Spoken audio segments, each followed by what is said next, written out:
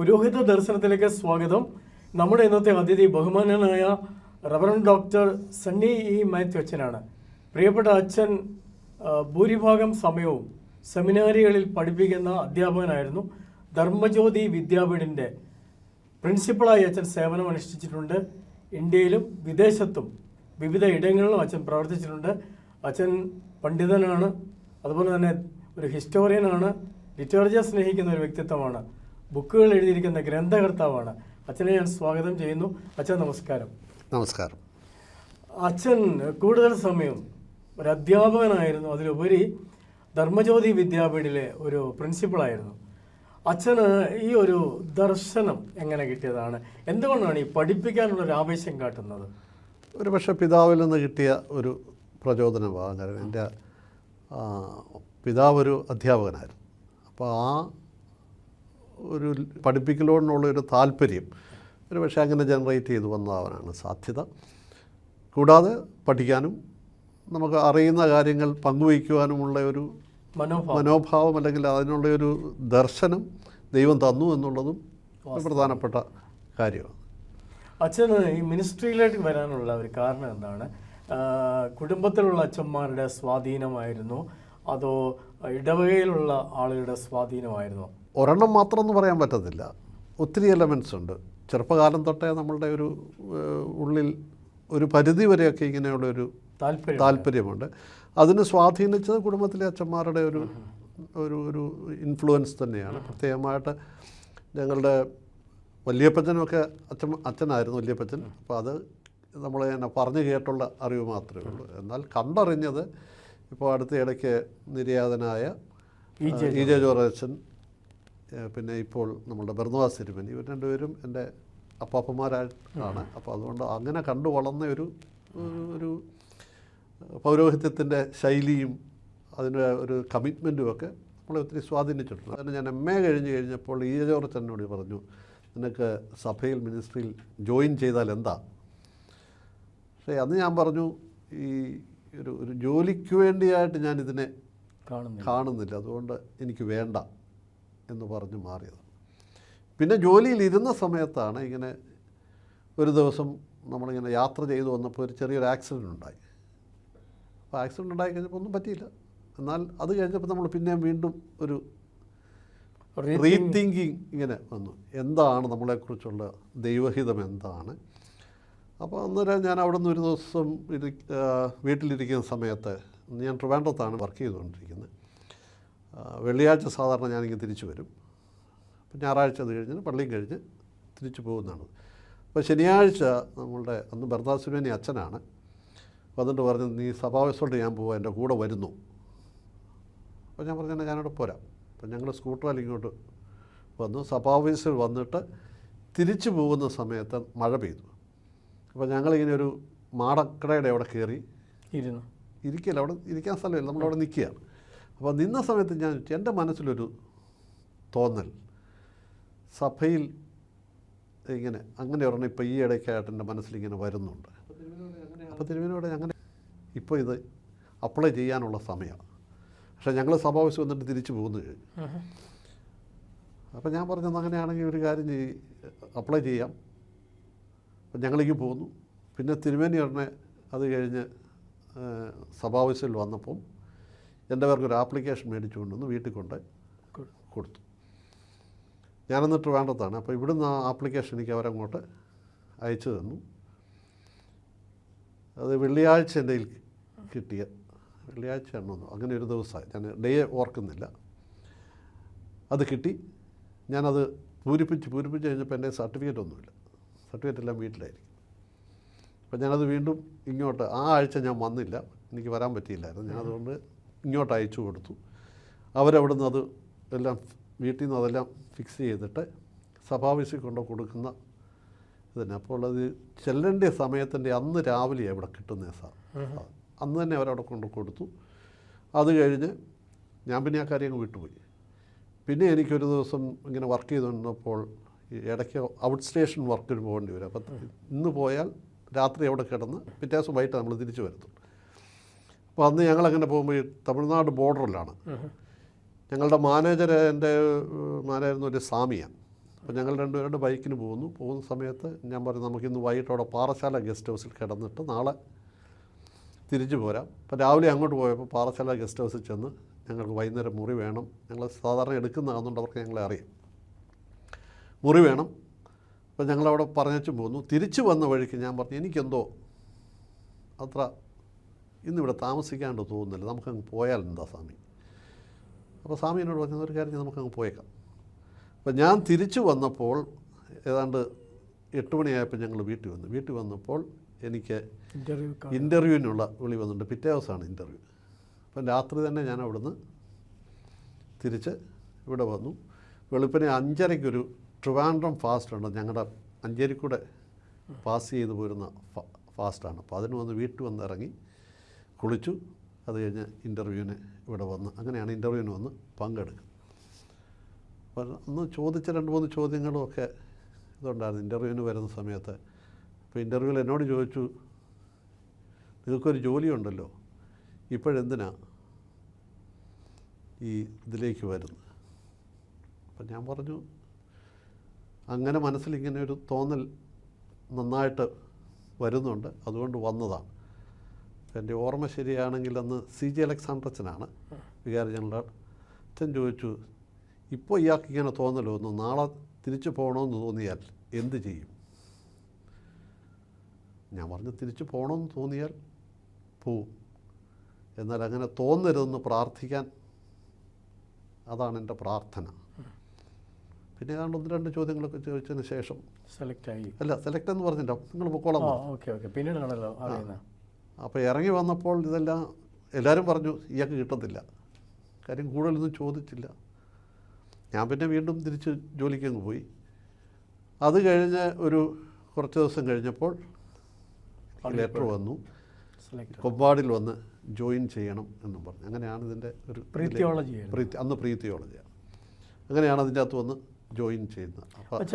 അച്ഛൻ ഈ സ്റ്റോറി പറഞ്ഞല്ലോ, ഒരു ദൈവവിളി ആയിട്ട് ഇതിനെ കാണാം. തീർച്ചയായിട്ടും അല്ലേ?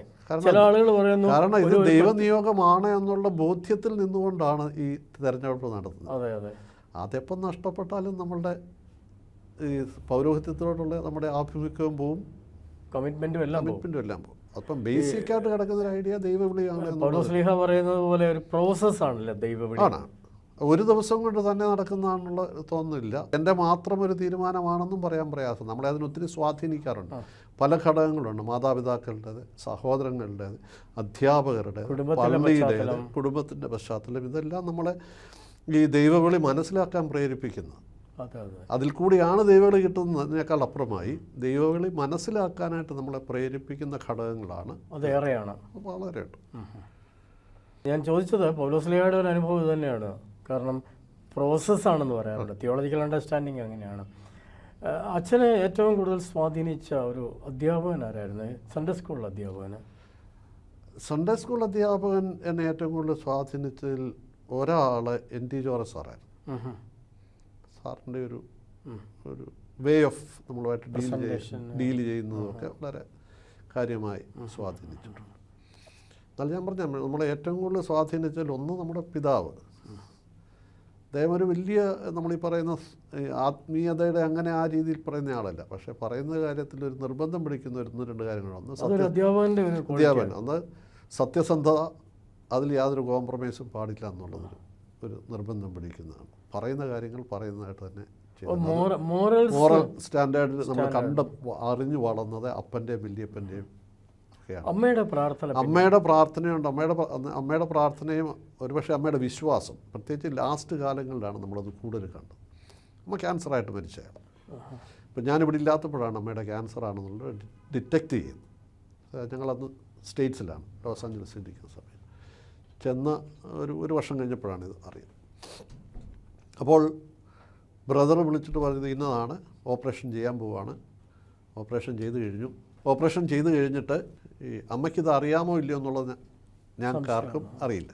ഇവിടുന്ന് എനിക്ക് ഡീറ്റെയിൽസ് അയച്ചു തന്നു അങ്ങോട്ട്. അപ്പോൾ നമ്മുടെ പള്ളിയിൽ തന്നെ ഒരു ഓങ്കോളജിസ്റ്റ് ഉണ്ടായിരുന്നു. അപ്പോൾ ഞാൻ അദ്ദേഹത്തെ ഇത് കാണിച്ചു കഴിഞ്ഞപ്പോൾ ആദ്യത്തെ എന്നോടുള്ള അദ്ദേഹത്തിൻ്റെ ചോദ്യം, അച്ഛൻ എന്നാ നാട്ടിൽ പോകണം? അപ്പം ഞാൻ പറഞ്ഞു ഞാനിപ്പം പോകാനായിട്ട് പ്രയാസമാണ്, എന്നാൽ എനിക്കിനി 1.5 വർഷം കൂടിയുണ്ട്. അപ്പോൾ പുള്ളി ഒന്ന് ഇരുന്നേച്ചും പറഞ്ഞു, ചിലപ്പോൾ അത്രയും പ്രൊലോങ് ചെയ്യാം, എന്നാൽ കണ്ടീഷൻ മോശമാണ്. അപ്പോൾ അതുകൊണ്ട് തന്നെ നമ്മൾ പിന്നെ എന്നാ ചെയ്യണം? അപ്പം ഞാൻ ബ്രദറിനോട് ചോദിച്ചു, ഞാൻ വരട്ടോ? അന്നേരം ബ്രദറിനോട് പറഞ്ഞു, അച്ഛൻ വരണ്ട, നിങ്ങളെ കാണാനുള്ള ആഗ്രഹത്തിൽ ചിലപ്പോൾ അമ്മ കുറേ നാളൂടെ ഇരിക്കാൻ സാധ്യതയുണ്ട്. അപ്പം ഞാൻ ചോദിച്ചു, അമ്മയ്ക്ക് അറിയാമോ ഇത്? എന്നോട് പറഞ്ഞാൽ അറിയത്തില്ല. അപ്പം ഞാൻ അമ്മയോട് ചോദിച്ചെന്നില്ല, നമ്മളിങ്ങനെ വിളിച്ചപ്പോൾ ചോദിച്ചു, അമ്മയ്ക്ക് അമ്മയുടെ അസുഖം എന്നാണ് അറിയാം. അപ്പോൾ അമ്മ എന്നോട് പറഞ്ഞു, എനിക്കറിയാം. ഞാൻ ചോദിച്ചു, എങ്ങനെ? ഡോക്ടർ പറഞ്ഞു, ഇല്ല, എൻ്റെ ബ്രദറും ഡോക്ടറൊക്കെ ആയിട്ട് സംസാരിക്കുന്നത് കണ്ടപ്പോൾ ഇതിൻ്റെ തീവ്രതയും ഇന്നതാണ് അസുഖം എന്നുള്ളത് മനസ്സിലായി. അപ്പോൾ ഞാൻ വീണ്ടും അമ്മയോട് ചോദിച്ചു, അമ്മയോട് ഞാൻ എന്നാ പ്രാർത്ഥിക്കണം? അപ്പോൾ അമ്മേനോട് പറഞ്ഞു, വേറൊന്നും പ്രാർത്ഥിക്കണ്ട, എൻ്റെ വിശ്വാസം പോകാതിരിക്കാൻ പ്രാർത്ഥിക്കണം. രോഗത്തോടുകൂടി ഇരിക്കാനാണ് ദൈവം ആഗ്രഹിക്കുന്നത്. രോഗസൗഖ്യത്തിന് വേണ്ടി ഒന്നും പ്രാർത്ഥിക്കണം. ഇത് രോഗത്തോടുകൂടി ഇരിക്കാനാണ് ദൈവം ആഗ്രഹിക്കുന്നതെങ്കിൽ അതിനെ സ്വീകരിക്കാനുള്ള മനസ്സിന് വേണ്ടി പ്രാർത്ഥിക്കണം. ഞാൻ പറയാം, വിശ്വാസത്തിൻ്റെ ഒരു ആഴം കണ്ടത് അമ്മയിലായിരുന്നു. സോ നമ്മുടെ മാതാപിതാക്കളെല്ലാം തന്നെ നമ്മളെ ഒരുപാട് പരിപോഷിപ്പിച്ചിട്ടുണ്ട്. തീർച്ചയായും അത് ശരിക്കും നമുക്കൊരു പ്രചോദനമാണ്. നമ്മുടെ മാതാപിതാക്കളെ ഓർക്കുന്ന സമയത്ത് തന്നെ നമുക്കൊരു സാക്ഷ്യം പറയാനുള്ളൊരു അവസരം കൂടിയാണ്. ഇന്നത്തെ തലമുറയ്ക്ക് ഇതുപോലെ പറയാനായിട്ടുള്ള അനുഭവങ്ങൾ ഉണ്ടാകുന്നുണ്ടോ, ഇല്ലാതെ പോകുന്നുണ്ടോ? എന്താണ് അതിൻ്റെ കാരണം? ഒരു സാമാന്യ ജീവിതത്തിൽപ്പെട്ട ഒത്തിരി പേർക്ക് ഇങ്ങനെയുള്ള അനുഭവങ്ങളുണ്ട്. പക്ഷേ അവരതിനെ എങ്ങനെ കാണുന്നു എന്നുള്ളതാണ്. അപ്പോൾ അതിനെ ഒരു പോസിറ്റീവായിട്ട് കണ്ടാൽ എനിക്ക് തോന്നുന്നു അതിനെ നമുക്ക് പരിപോഷിപ്പിക്കാൻ പറ്റും. എന്നാൽ ചിലരെങ്കിലും അതിനെ വളരെ ലാഘവത്തോടെ അല്ല ചിലപ്പോൾ നിഷേധാത്മകമായിട്ടും കാണാറുണ്ട്. അങ്ങനെ കാണുമ്പോഴാണ് സംഭവിച്ചു പോയല്ലോ, അത് പഴിക്കാണ്ട് കണ്ടു കഴിഞ്ഞാൽ പിന്നെ വലിയ ഗ്രേസ്ഫുള്ളായിട്ട് കണ്ടു കഴിഞ്ഞാൽ. അതുകൊണ്ട് ഞാൻ പറയാം, ഒരുപക്ഷെ അമ്മയുടെ ഈ ഒരു ധൈര്യം കൊണ്ടായിരുന്നു 1.5 വർഷം പറഞ്ഞ അമ്മ 5 വർഷം ജീവിച്ചു. ഞങ്ങൾ തിരിച്ചു വന്ന് ഞങ്ങളുടെ കൂടെ വന്ന് കോട്ടയത്ത് വന്ന് താമസിച്ച് അതിന് ശേഷമാണ് അമ്മ മരിക്കുന്നത്. ഞങ്ങൾ 2 വർഷം ഡൽഹിയിലുണ്ടായിരുന്നത് വന്നിട്ട് അത് കഴിഞ്ഞ് തിരിച്ച് കോട്ടയത്ത് DTH ചെയ്യാൻ വന്നപ്പോഴാണ് ഞങ്ങളുടെ കൂടെ വന്നേച്ചത്. ഓക്കെ. അച്ഛൻ കൂടുതൽ സമയം അധ്യാപകനായിരുന്നു. ആ മിനിസ്ട്രിയിൽ പപ്പായുടെ ഒരു സ്വാധീനം ഉണ്ടെന്ന് പറഞ്ഞായിരുന്നു. ഈ അധ്യാപക ശുശ്രൂഷ എന്ന് പറയുന്നത് അത്ര ഈസി ആയിട്ടുള്ള ജോബല്ല. കാരണം സെമിനാരിയിൽ നിന്ന് മറ്റൊരു സെമിനാരിയിലേക്ക് മാറുമ്പോൾ തന്നെ ഇടവകളിലേക്ക് അത്ര സുഖം ഉണ്ടാകുമെന്ന് എനിക്ക് തോന്നുന്നില്ല. കാരണം ഞാനൊക്കെ അനുഭവിച്ചിട്ടുള്ളൊരു കാര്യമായത് പഠിക്കാനായിട്ട് കാശ് നമ്മൾ മുടക്കേണ്ടി വന്നിട്ടുണ്ട്. അതുപോലെ തന്നെ സാലറിയിൽ വ്യത്യാസങ്ങളുണ്ടാവും, ഇടവയുടെ എല്ലാ ഫെസിലിറ്റിയും കിട്ടാതിരിക്കുന്നു. എന്നാൽ പോലും ഇതൊരു എൻജോയ്മെൻ്റായിട്ട് കണ്ടിട്ടുണ്ട്, അതൊരു ദൈവത്തിൻ്റെ നിയോഗമായിട്ട് കണ്ടിട്ടുണ്ട്. എങ്ങനെയാണ് അതിനോട് പ്രതികരിക്കുന്നത്? ഇതിനെ ഒരു ദൈവനിയോഗവും അതോടൊപ്പം തന്നെ ഇതൊരു പാഷനായിട്ടുണ്ട്. പാഷനായിട്ടുണ്ട്. കാരണം പഠിപ്പിക്കുക എന്ന് പറയുന്നത് ദൈവം നമുക്ക് തന്നിരിക്കുന്ന ഒരു അറിവിനെ പകർന്നു കൊടുക്കുകയാണ്. അതിനേക്കാൾ വലിയൊരു ഭാഗ്യം നമുക്കില്ല. കിട്ടിയത് മുഴുവൻ നമ്മുടെ തന്നെ ഇരുന്നിട്ട് തന്നെ പ്രയോജനം. ഷെയറിംഗ് ആണ്. മാത്രമല്ല ഈ പട്ടത്വ ശുശ്രൂഷയിലേക്ക് വരുന്നവരെ അഭ്യസിപ്പിക്കാൻ കിട്ടുന്ന ഒരു സന്ദർഭത്തിനുള്ള ഏറ്റവും വലിയ പ്രത്യേകത, ഞാൻ ചിലപ്പം എൻ്റെ ജീവിതം കൊണ്ട് ഇപ്പോൾ ഓരോ വർഷവും 20 അല്ല നമ്മളൊരു 60 വിദ്യാർത്ഥികളിൽ കൂടുതൽ നമ്മൾ പഠിപ്പിക്കുന്നില്ല. നമ്മളൊരു 4 വർഷത്തെ ഇതിൽ വരുമ്പോൾ അത്രയും വരും. അതിൻ്റെ അകത്ത് ഒരു പക്ഷേ നമുക്ക് നന്നായിട്ട് സ്വാധീനിക്കാൻ പറ്റുന്നത് ഒരു 15-20 പേരെയൊക്കെ. എന്നാൽ ഈ 20 പേരിൽ കൂടെ സഭയുടെ പല ഭാഗങ്ങളിലേക്ക് നമ്മളുടെ ഒരു ദർശനം, ദൈവം തന്ന ആ ഒരു ദർശനത്തെ പകരാനായിട്ട് സാധിക്കും. സൂര്യകിരണങ്ങൾ പോലെയാണ്, ഒരു റിപ്പിൾസ് പോലെ ഇങ്ങനെ പകർന്നു പോകുന്ന ഒരു വലിയൊരു അനുഭവമുണ്ട്. അതൊരു വലിയ പദവിയാണ്, ഭാഗ്യമാണ്, അതോടൊപ്പം തന്നെ റെസ്പോൺസിബിലിറ്റിയാണ്. ലിറ്റർജി അച്ഛൻ ഒരുപാട് സ്നേഹിക്കുന്നുണ്ട്. മലങ്കര മാർത്തോമാ സുറിയാനി സഭയുടെ ലിറ്റർജി അത് നമ്മുടെ ഒരു സൗഭാഗ്യമാണ്, നമ്മുടെ ഒരു പൈതൃകമാണ്, പാരമ്പര്യമാണ്. സംഗീതം അച്ഛൻ്റെ താല്പര്യമുണ്ട്. അപ്പോൾ മലങ്കര മാർത്തോമാ സുറിയാനി സഭ ലിറ്റർജിയെയും സംഗീതത്തെയും ഒരുപാട് ആശ്ലേഷിക്കുന്ന ഒരു സാഹചര്യമുണ്ടല്ലോ. അച്ഛൻ എങ്ങനെയാണ് ഇതിനോട് പ്രതികരിക്കുന്നത്? ഇപ്പോൾ ഒന്ന്, നമ്മളൊരു ലിറ്റർജിയോടൊരു താല്പര്യം വളരെ ആഴത്തിലുള്ളതാണ്. അതിനെ പരിപോഷിപ്പിക്കാണ്ട് ഒരു പരിധി വരെ പഠനം കൊണ്ട് സഹായിച്ചു എന്നുള്ളതും വളരെ കാര്യമാണ്. പ്രത്യേകിച്ച് ഞാൻ എൻ്റെ ഡോക്ടറൽ ഇത് ചെയ്തത് സെൻ്റ് എഫ്രൈമിലാണ്. അപ്പോൾ സെൻ്റ് എഫ്രൈമിൻ്റെ ഒത്തിരി പാട്ടുകൾ നമ്മുടെ ആരാധനാക്രമത്തിൻ്റെ അകത്ത് കിടക്കുക. അപ്പോൾ അതിൻ്റെ ഒരു പശ്ചാത്തലം, അത് എങ്ങനെ വന്നാണ്, അതിൻ്റെ ഒരു തിയോളജി എന്താണ് എന്നൊക്കെ പഠിക്കാനായിട്ട് സഹായിച്ചതുകൊണ്ട് അപ്പം നമ്മളുടെ ആരാധനാക്രമത്തെ കുറച്ചുകൂടെ കൂടുതൽ ആഴത്തിൽ മനസ്സിലാക്കാനായിട്ട് സാധിക്കുന്നുണ്ട് എന്ന് പൂർണ്ണമായിട്ട് സാധിച്ചൊന്നും നമുക്ക് പറയാൻ പറ്റത്തില്ല. കാരണം ആരാധനാക്രമങ്ങൾ അത്രയും ഡീപ്പായിട്ടുള്ള ഒരെണ്ണമാണ്. അത് മനസ്സിലാക്കുമ്പോഴാണ് നമ്മളിപ്പോൾ ആരാധനാക്രമത്തിൻ്റെ അർത്ഥം മനസ്സിലാക്കുമ്പോഴാണ് നമുക്കതിനെ കൂടുതൽ ഉൾക്കൊള്ളാനായിട്ട് സാധിക്കുന്നത്. അതുകൊണ്ട് ഒരു പരിധിവരെ നമ്മൾ കൂടുതൽ ശ്രദ്ധ ചെലുത്തേണ്ടതായ ഒരു മേഖലയാണ്. ഇതിൻ്റെ ഒരു ചരിത്രം പഠിക്കണം. ആ ചരിത്രം പഠിക്കുമ്പോഴേ ഇത് എങ്ങനെയാണ് രൂപപ്പെട്ടതെന്നുള്ളത് മനസ്സിലാവും. ആ രൂപപ്പെടുന്ന സാഹചര്യങ്ങൾ അറിയുമ്പോഴേ അതിൻ്റെ ദൈവശാസ്ത്ര കാഴ്ചപ്പാട് എന്താണെന്നുള്ളത് മനസ്സിലാകത്തുള്ളൂ. അപ്പോൾ ചരിത്രം പഠിക്കണം, അതിൻ്റെ അകത്ത് ദൈവശാസ്ത്ര കാഴ്ചപ്പാട് മനസ്സിലാക്കണം. അതോടൊപ്പം പലപ്പോഴും പലരും ചിന്തിക്കുന്നത് പോലെ ഈ ലിറ്റർജി എന്ന് പറഞ്ഞാൽ ചുമ്മാതെ അങ്ങ് എഴുതി വെച്ച കുറേ പ്രയറുകളല്ല.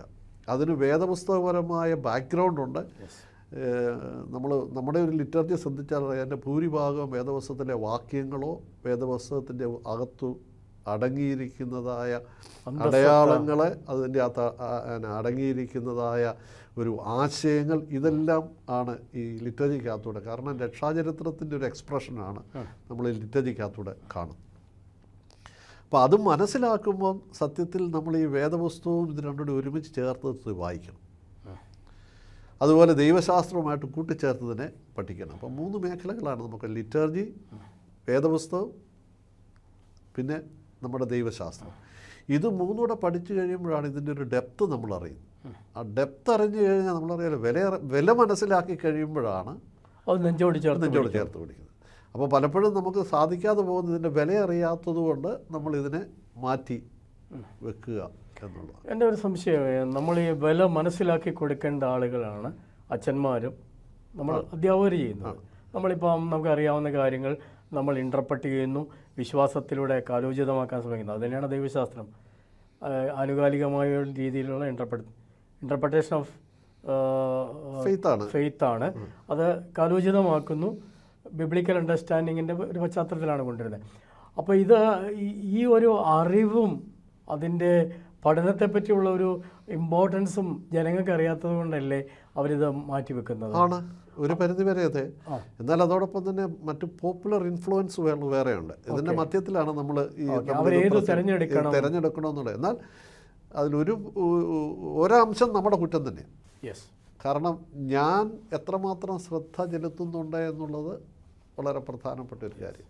എനിക്ക് പ്രയാസം എന്ന് തോന്നുമ്പോൾ നമ്മൾ വളരെ ഈസി ആയിട്ടുള്ളതിനെ തിരഞ്ഞെടുക്കാൻ പലപ്പോഴും, ഞാൻ പറഞ്ഞല്ലോ, ഞാനൊരു കാര്യം പഠിപ്പിക്കണമെങ്കിൽ ഞാൻ ആദ്യം അത് പഠിച്ചാലേ പറ്റത്തുള്ളൂ.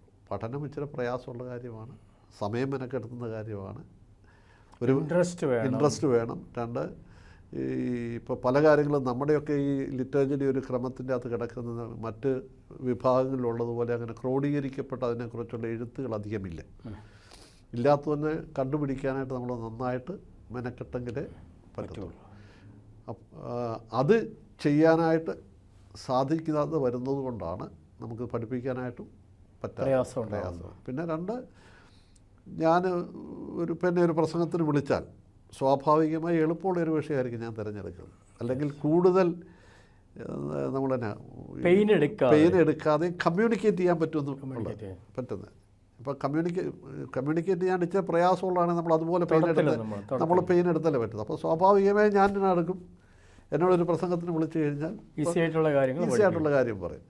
ഇപ്പം നമ്മുടെ പള്ളികളിൽ തന്നെ ഇപ്പം സേവ്യാസംഘത്തിൻ്റെ മീറ്റിംഗ് ഉണ്ട്. അതല്ല എങ്കിൽ നമ്മളുടെ സാധാരണ ഒരു പ്രാർത്ഥനാ മീറ്റിംഗ് ഉണ്ട്. ഇവിടെയൊന്നും ഇവിടെയെല്ലാം ചെയ്യുന്ന നമ്മളൊരു കൊച്ചു പ്രസംഗിച്ച് പോവുക. നമുക്കും കംഫർട്ടബിളാണ്, കേൾക്കുന്നവർക്കും കംഫർട്ടബിളാണ്, അപ്പോൾ സാറ്റിസ്ഫൈഡായി.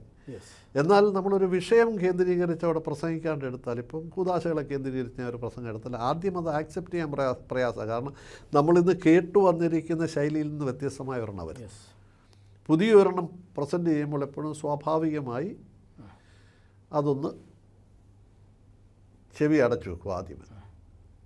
എന്നാൽ 2-3 പ്രാവശ്യം ഇതിങ്ങനെ തുടരെ ആയിക്കഴിഞ്ഞാൽ മനുഷ്യർ അതിനോട് പതുക്കെ അങ്ങനെയൊരു ഇച്ഛാശക്തി നമുക്കൂടെ വേണം.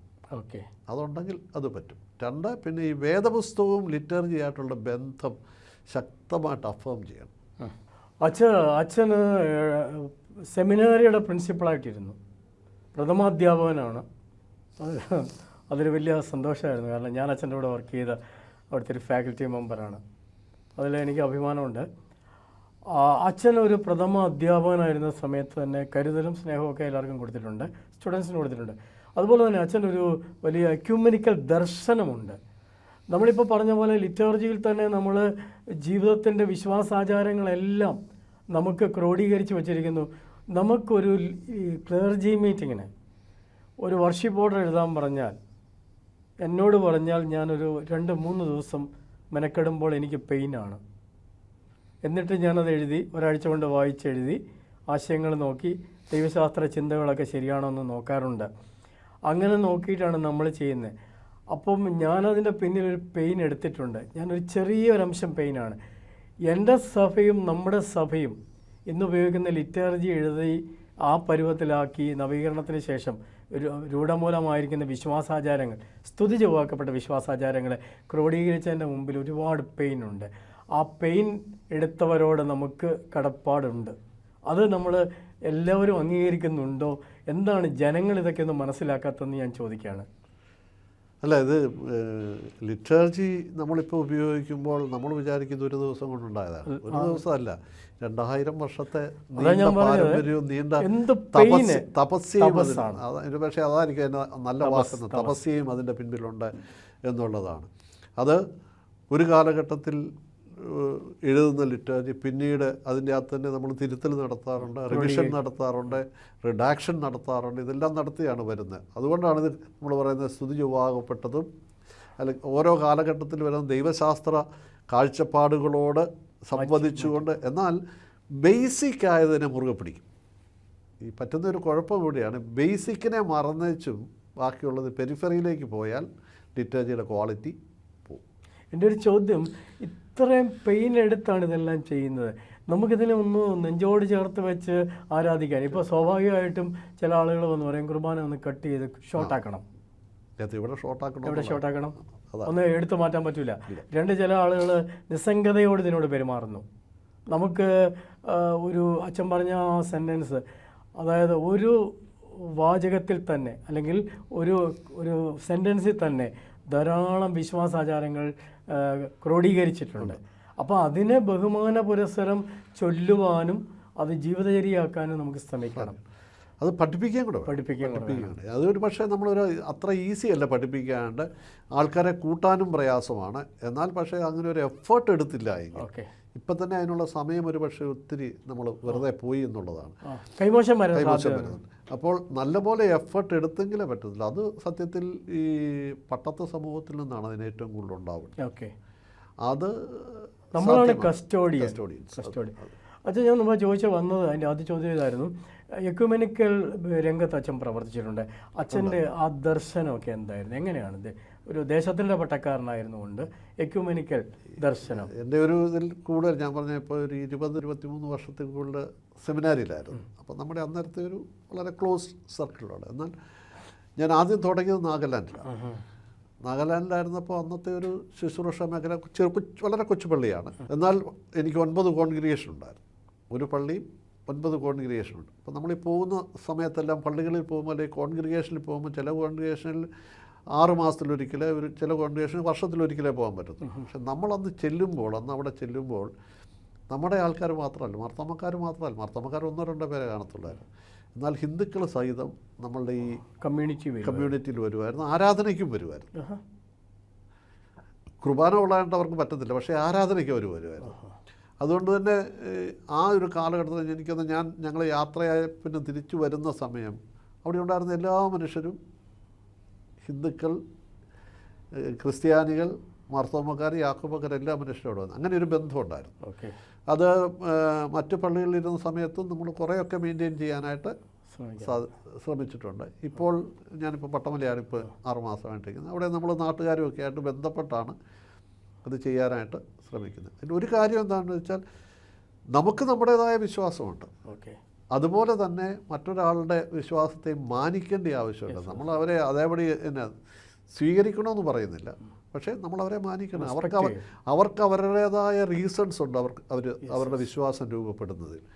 നമ്മൾ പഠിക്കുകയും നമ്മൾ വളരുകയും ചെയ്യുന്നതനുസരിച്ച്, അല്ലെങ്കിൽ നമ്മൾ കാണുകയും അനുഭവിക്കുകയും ചെയ്യുന്നതനുസരിച്ചാണ് ഞാൻ എൻ്റെ വിശ്വാസത്തെ രൂപപ്പെടുത്തുന്നത്. അച്ഛൻ്റെ വിശ്വാസത്തെ രൂപപ്പെടുത്തുന്നതിൽ നമുക്ക് സമാനതകൾ ഒത്തിരി ഉണ്ടെങ്കിലും വ്യത്യാസങ്ങളും ഉണ്ടാകും. കാരണം അച്ഛൻ പഠിച്ചതായ സാഹചര്യങ്ങൾ, അച്ഛൻ ഉപയോഗിക്കുന്നതായ ടൂൾസ്, വേദപുസ്തകം വ്യാഖ്യാനിക്കാണ്ട് ഉപയോഗിക്കുന്ന ടൂൾസ്, ഇതെല്ലാം അച്ഛൻ്റെ വിശ്വാസത്തെ, കുടുംബത്തിൻ്റെ പശ്ചാത്തലങ്ങൾ, ഇതെല്ലാം അതിൻ്റെ അകത്തുണ്ട്. അപ്പോൾ എന്നാൽ അതിൻ്റെ അകത്ത് നമ്മളെല്ലാം ഒരുപോലെയാകണമെന്ന് പറയുന്നതിൽ അർത്ഥമില്ല.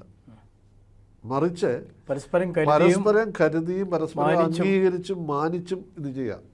അങ്ങനെ വരുമ്പോഴാണ് ഒരു പക്ഷേ ഇന്ത്യയുടെ നമ്മുടെ ഒരു സാധാരണ പറയുന്ന ഒരു ഇതുണ്ടല്ലോ, നാനാത്വത്തിൽ ഏകത്വം, അല്ലെങ്കിൽ യൂണിറ്റി ഇൻ ഡൈവേഴ്സിറ്റി എന്നാണ്, അതാണ് നമ്മൾ പറയുന്നത്. പക്ഷേ അതിൻ്റെ ഒറിജിനൽ സെൻസിൽ ഇത് ടാഗോറാണ് പറഞ്ഞത് യൂണിറ്റി വിത്ത് ഡൈവേഴ്സിറ്റി എന്ന്. ഓക്കെ, പിന്നെ പറഞ്ഞു നമ്മൾ പിന്നെ യൂണിറ്റി ഇൻ ഡൈവേഴ്സിറ്റി, യൂണിറ്റി വിത്ത് ഡൈവേഴ്സിറ്റിയാണ്. അപ്പോൾ അതാണ് സത്യത്തിൽ എക്യുമിനിസം എന്ന് പറയുന്നത്. അല്ലാതെ ഒന്നിനെ അങ്ങ് വിഴുകുകയാണെങ്കിൽ, അല്ലെങ്കിൽ ഒറ്റ വിശ്വാസം മാത്രം എന്ന് പറഞ്ഞാൽ പിന്നെ അതിൻ്റെ അകത്ത് എക്യുമിനിസം എന്ന് പറയാനില്ല. അതൊരു ഒന്നിൻ്റെ ഐഡൻറ്റിറ്റി കളയേണ്ട കാര്യമില്ല. എല്ലാത്തിനെയും അംഗീകരിക്കാവുന്നതിനെ നമ്മൾ അംഗീകരിക്കുക, മാനിക്കാവുന്നതിനെ മാനിക്കുക. അത് ആ ഒരു പരസ്പരം ഉള്ളൊരു ഇതിൽ വളരുന്നതാണ് എക്യുമിനിസം എന്ന് പറയുന്നത്. ഇതിൻ്റെ കുടുംബത്തെ പറ്റി പറയാം. വിവാഹിതനാണ്. ഭാര്യയുടെ പേര് ഷീബ എന്നാണ്. ഞങ്ങൾ ഇപ്പോൾ വിവാഹം കഴിഞ്ഞിട്ട് 34 ആകും. 92 ജനുവരിയിലാണ്. 2 മക്കളാണുള്ളത്. മൂത്തത് മോളാണ്. അവൾ വിവാഹിതയാണ്. MSc മാത്തമാറ്റിക്സാണ്. അവളെ കല്യാണം കഴിച്ചിരിക്കുന്നത് നമ്മുടെ ഒരു അച്ഛനാണ്. അവർക്കൊരു കുഞ്ഞുണ്ട്, ഈതൻ. ഒരു മോനുണ്ട് എനിക്ക്. അവൻ്റെ പേര് സുജിത്ത് എന്നാണ്. അവനിപ്പോൾ MA ചെയ്തുകൊണ്ടിരിക്കുന്നു. ചങ്ങനാശ്ശേരി മീഡിയ വില്ലേജിൻ്റെ സെൻറ്റ് ജോസഫ്സ് കോളേജിൽ MA ചെയ്യുന്നു. നേരത്തെ ഒരു MA ചെയ്തതാണ് മദ്രാസ് ക്രിസ്ത്യൻ കോളേജിൽ. അത് പബ്ലിക് അഡ്മിനിസ്ട്രേഷൻ ആയിരുന്നു. ഇതിപ്പോൾ മീഡിയയുമായി ബന്ധപ്പെട്ട് ചെയ്യുന്നു. ഇതാണ് ഞങ്ങളുടെ കുടുംബത്തിൻ്റെ. ഓക്കെ അച്ഛാ, ഇത്രയും നേരം അച്ഛൻ്റെ മനസ്സ് തുറന്ന് ദർശനങ്ങൾ പങ്കുവച്ചതിൽ നന്ദിയുണ്ട്. അച്ഛനെല്ലാ ആയുരാരോഗ്യം നേരുന്നു, നന്മകൾ നേരുകയും ചെയ്യുന്നു. താങ്ക് യു അച്ഛാ, വിളിച്ചതിൽ വലിയ സന്തോഷം. ഇന്നത്തെ പുരോഹിത ദർശനം ഇവിടെ അവസാനിക്കുന്നു. അടുത്ത എപ്പിസോഡിൽ മറ്റൊരു അതിഥിയുമായി നമുക്ക് കണ്ടുമുട്ടാം.